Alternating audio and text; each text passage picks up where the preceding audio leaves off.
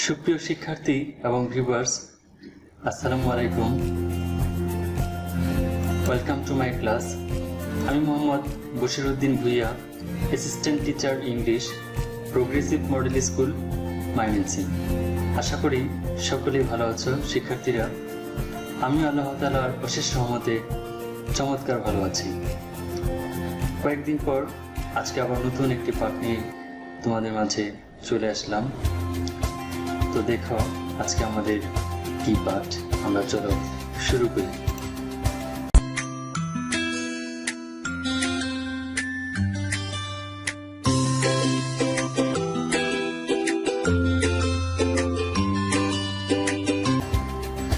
শুরুতেই দেখো, look at the picture. এই ছবিগুলো দেখো, এখানে তোমরা কয়েকটা ছবি দেখতে পাচ্ছ। একটা ছবি আছে, দেখো তো এটা কে, দেখো তো উনি কে, দেখো তো উনি কে। এখানে 4টা ছবি আছে। তো এই ছবিগুলো দেখে তোমরা কি ভাবছ? তোমরা ভাবো তো যে আজকের পাঠের বিষয়টা আমাদের কি হতে পারে, বা এই নারীগুলো কে, বা তাদের কি অবদান। এগুলো হচ্ছে গ্রেট ওমেন, তাদের অনেক অবদান রয়েছে, তারা হচ্ছে মহিষী নারী।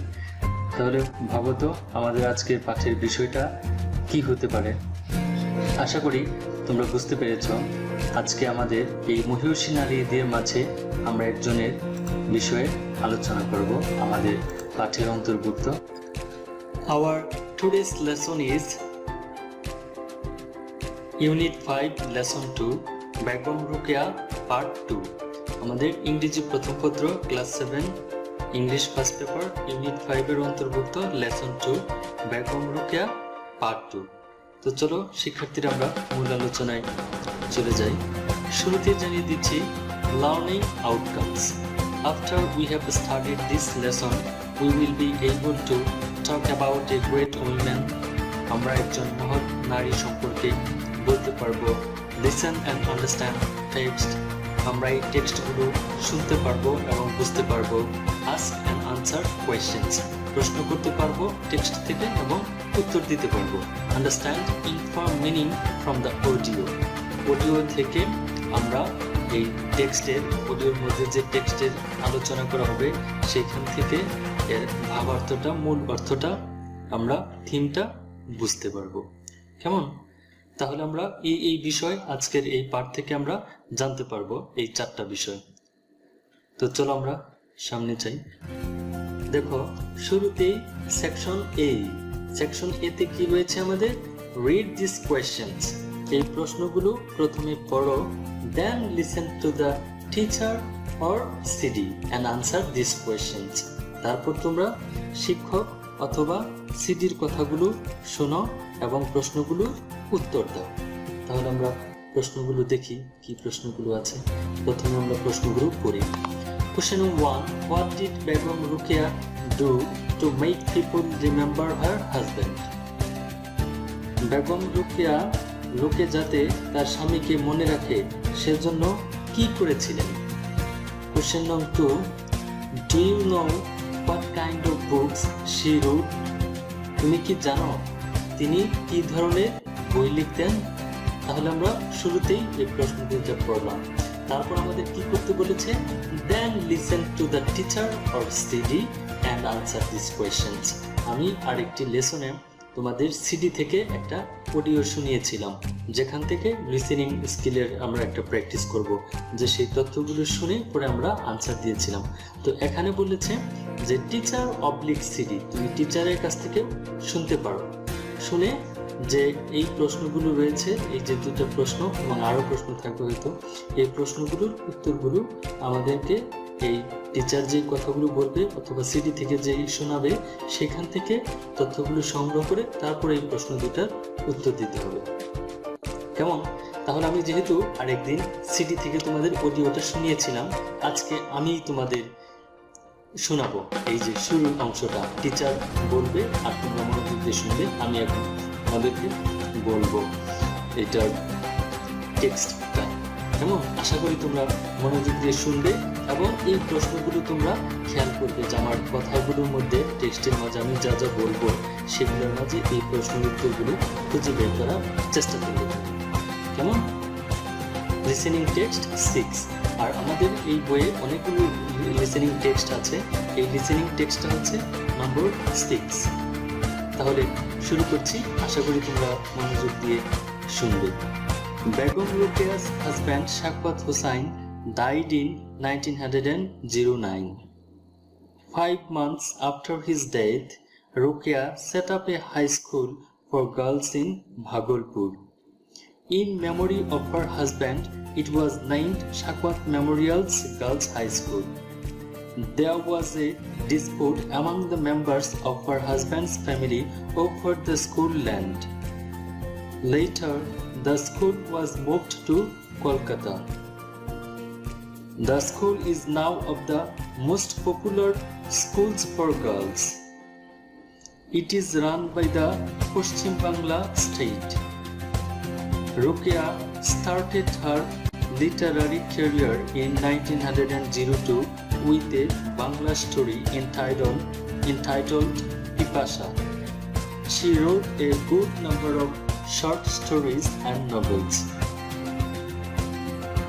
Her publications are Sultan's Dream and Padmarat. Begum Rokeya died of a massive heart attack on 9 December 1932. Listening টেক্সটটা তোমরা নিশ্চয়ই মনোযোগ দিয়ে শুনেছ আমার কথাগুলো, এবং এই কথাগুলোর মাঝেই এই উপরের দুইটা প্রশ্ন, what did Begum Rokeya do to make people remember her husband? Question 2, do you know what kind of books she wrote? এই দুইটা প্রশ্নের উত্তর রয়েছে। আশা করি তোমরা সবাই পারবে, মনোযোগ দিয়ে আমার কথাগুলো শুনেছ, অডিওর কথাগুলো শুনেছ, তারপর আমি উত্তরগুলো মিলিয়ে নাও। কোয়েশ্চেন 1 ছিল, what did Begum Rokeya do to make people remember her husband? আনসারটা হচ্ছে, Begum Rokeya established Shafqat Hussain memorial girls school to make people remember her husband. Begum Rokeya কি করেছিল? লোকে যাতে তার স্বামীকে মনে রাখেন, সেজন্য বেগম রোকেয়া এই স্কুলটা প্রতিষ্ঠা করেছিল, Shafqat Hussain memorial girls school, তার স্বামীকে স্মরণীয় করে রাখার জন্য। Question 2, do you know what kind of books she wrote? তুমি কি জানো তিনি কি ধরনের বই লিখতেন? আনসারটা হবে, she wrote novels and short stories. তিনি উপন্যাস এবং ছোট গল্প লিখতেন। এই কথাগুলো কিন্তু আমি এই লিসেনিং টেক্সটের মাঝে বলেছিলাম। আশা করি তোমরা মনোযোগ দিয়ে শুনেছ এবং বুঝতে পেরেছ। এই সেকশনে, সেকশন A-তে তোমাদের আর কোনো সমস্যা থাকার কথা নয়। তো চলো আমরা সেকশন B-তে চলে যাই। দেখো, সেকশন B-তে listen again and take the best answer. তো আমি যে কথাগুলো বলেছিলাম ওই লিসেনিং টেক্সট 6-এ, সেই টেক্সটটা অডিওটা তোমরা আবার শুনবে এবং এই প্রশ্নগুলোর সঠিক উত্তরটা বেছে নিয়ে টিক চিহ্ন দিতে বলেছে। কেমন? তো আশা করি তোমাদের তথ্যগুলো মনে আছে। আমরা এই প্রশ্নগুলো করি আর আলোচনা করি। দেখো, নাম্বার 1 হচ্ছে, শাফকাত হুসাইন ডাইড ইন 1902, 1909, 1932। শাফকাত হুসাইন কত সালে মৃত্যুবরণ করেছিলেন? আশা করি তোমাদের মনে আছে। আমি অডিও যখন শুনিয়েছি তোমাদের কথাগুলো, তখন এই উত্তরটা আমি বলেছিলাম। তাহলে আমরা দেখে নিই, মিলিয়ে নিই যেটা সঠিক উত্তরটা কোনটা হবে। সঠিক উত্তরটা হচ্ছে 1909। সে 1909 সালে তিনি মৃত্যুবরণ করেন।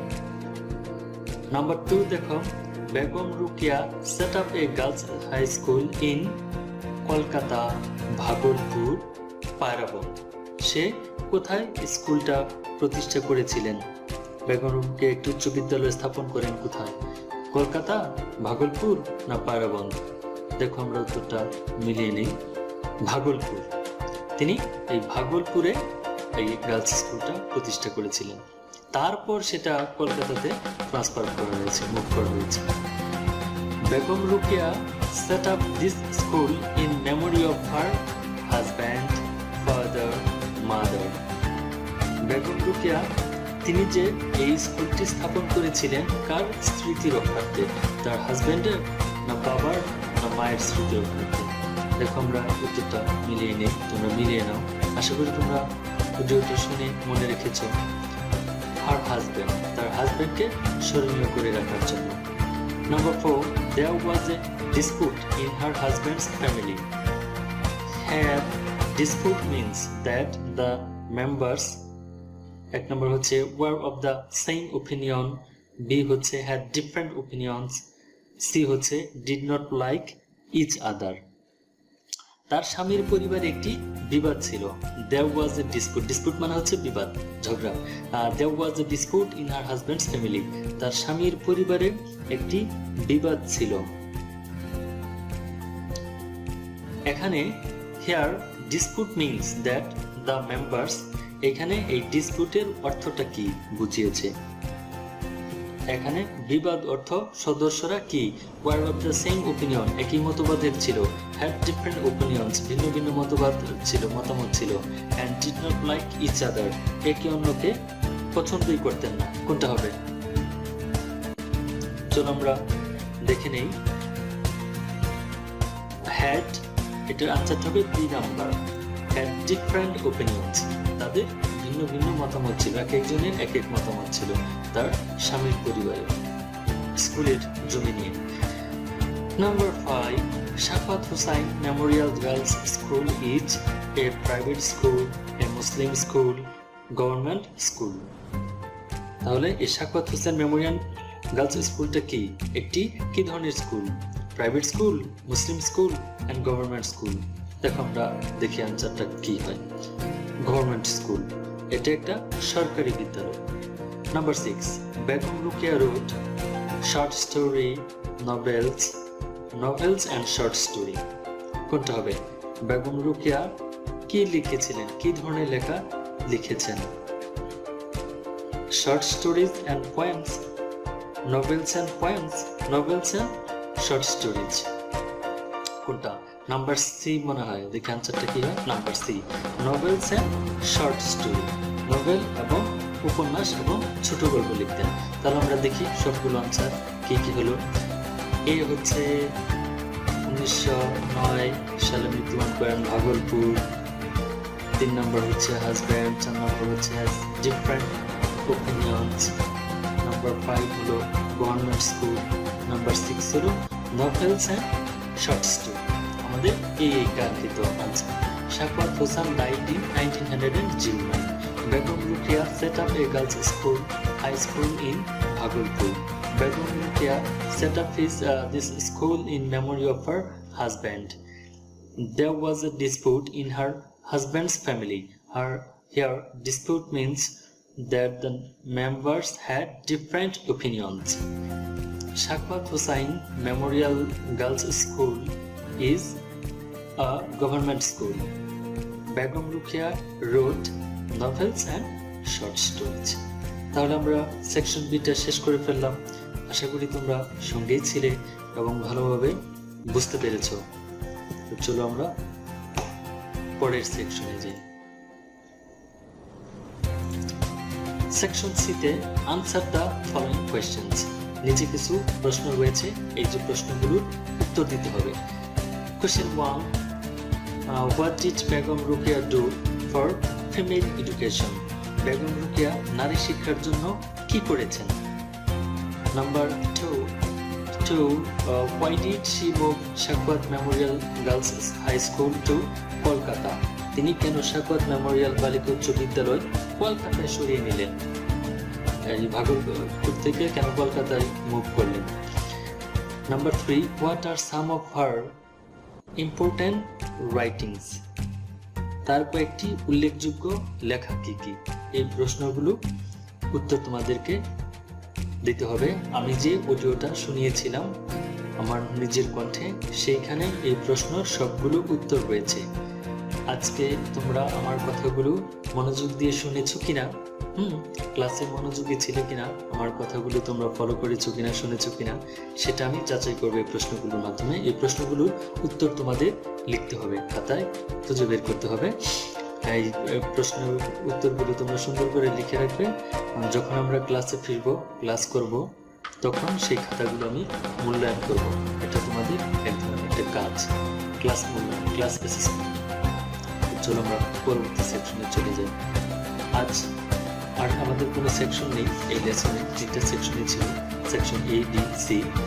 এখন হচ্ছে যথারীতি হোমওয়ার্কের পালা, বাড়ির কাজের পালা।